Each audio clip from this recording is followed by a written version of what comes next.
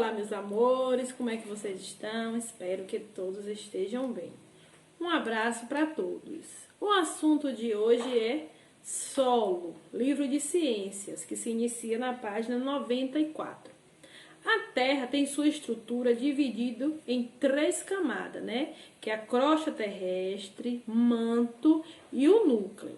A litosfera é a camada sólida da Terra, formada pela crosta terrestre e pela camada externa do manto.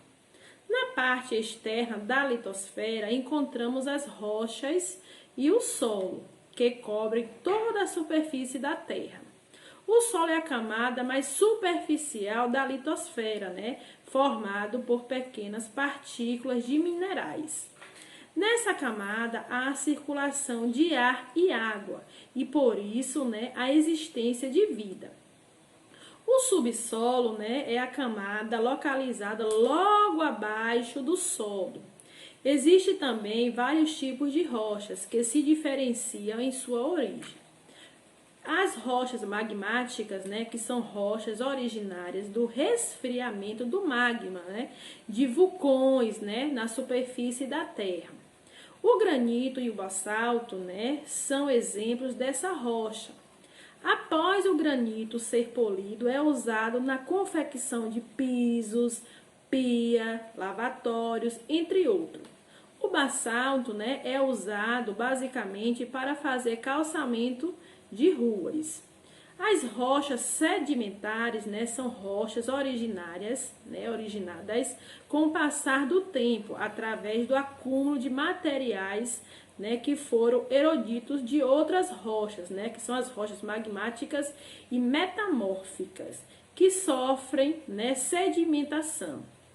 Um exemplo é arenito, né, que é uma rocha sedimentar muito usado também na construção civil, né, que são metamórficas, né, que são os exemplos, né, as transformações que acontecem principalmente, né, das rochas magmáticas e sedimentares, que se modificam, né, com o tempo, apresentando uma forma diferente ou novos minerais em sua composição. Um exemplo, né, desse tipo de rochas sedimentares, né, nós temos, por exemplo, a mármore, que é uma rocha metamórfica e é usada para fazer pisos, escadarias, pias, mesas, né, e é usado também na obra de arte. Sim. Nós temos também a erosão do solo, que é a erosão, né, que é um fenômeno natural provocado pela degradação de materiais da crosta terrestre, né?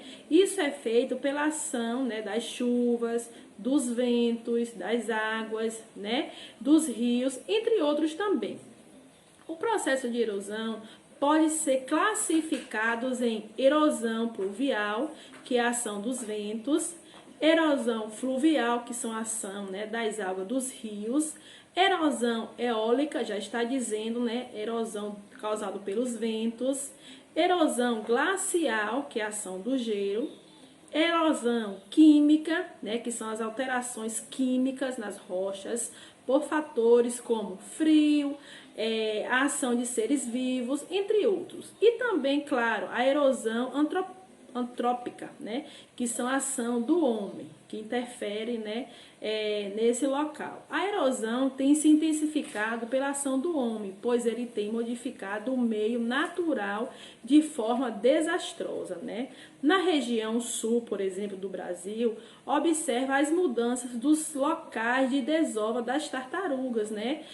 Que foi constatado que elas mudam seu ponto de desova quando a praia está alterada, né? Seja pela participação dos banhistas, turistas, né? Movimento de automóveis nos locais também. Os fatores que contribuem, né, para essa modificação são o desmatamento, queimadas e a urbanização. O avanço da erosão resulta em uma série de problemas socioambientais, como deslizamento, enchentes, morte de espécies de fauna e da flora, redução da biodiversidade, né, perda de nutrientes do solo, entre outros danos naturais e econômicos. Podemos proteger o solo, né, contra a erosão, tomando, né, algumas atitudes como preservar a cobertura vegetal do solo, utilizar técnicas agrícolas menos agressivas, planejar, né, construções, certo? Utilizar sistemas de drenagem e resfriamento, certo? As rochas foram, né, se fragmentando, quebrando-se em pedaços menores de formas pequenas, como grãos de areia, argila ou calcário. Esses pequenos grãos têm também uma mistura de restos de seres, né, que morreram, como os animais e vegetais. A formação do solo acontece dessa forma.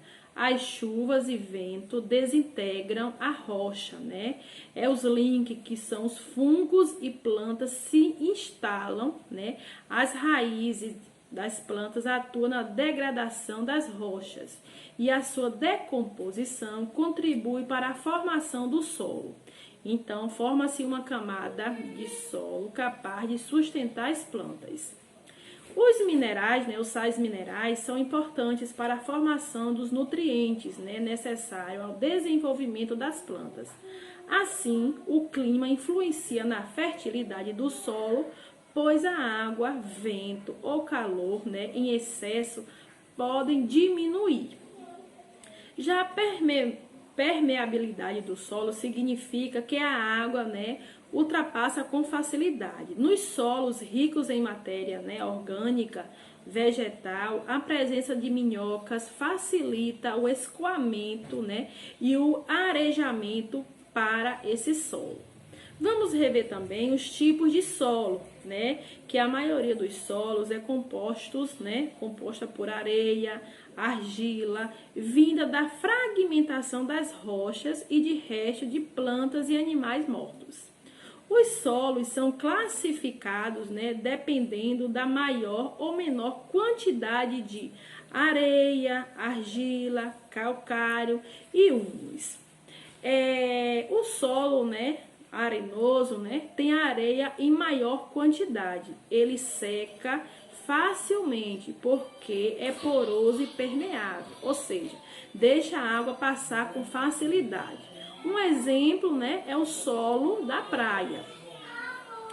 Já o solo argiloso, né, possui mais argila que outros tipos de solo. O solo que contém muita argila fica encharcado, né, de água após a chuva, comprometendo o desenvolvimento das plantas e a circulação do ar, que também é conhecido, né, como solo massapê, né? Um exemplo, né, é o pântanos, né? São pântanos. Já o solo, né, calcário possui uma quantidade maior de calcário. Dele é retirado um pó branco ou amarelo que pode ser utilizado na fertilização dos solos, destinado à agricultura.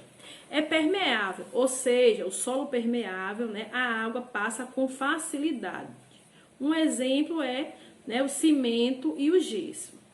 O mífero, né, possui uma quantidade maior de humus, ou seja, é um solo, né, que é mais fértil. O humus ajuda a reter a água no solo, que se torna poroso, e através desse processo de decomposição dos organismos que produz os sais minerais necessários às plantas, né?